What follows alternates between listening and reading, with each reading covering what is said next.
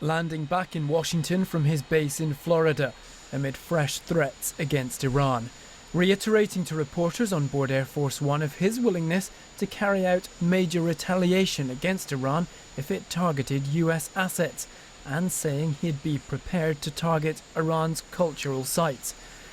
As Iranians continue to mourn the death of Qasem Soleimani, the military leader killed in a US airstrike on Friday, Iran says it'll roll back on its commitments under the 2015 nuclear deal with Western nations in response to the assassination.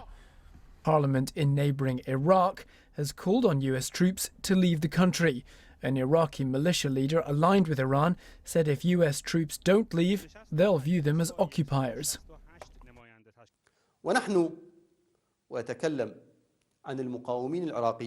We will never be quiet regarding your occupation, and we will not be quiet regarding the crime of killing our leaders and brothers on our land.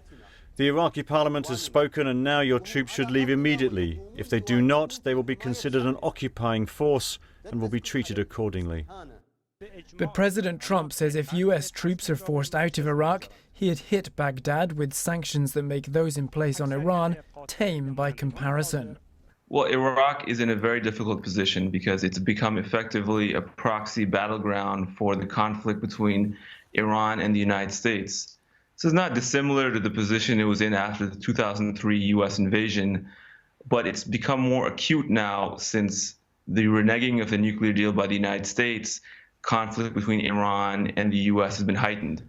These latest warnings, including those of targeting cultural sites, show a marked increase in hostility.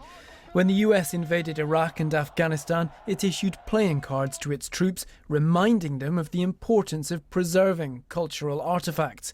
All ranks within a unit, they reminded soldiers. The message this time is rather different. Rich Preston, BBC News.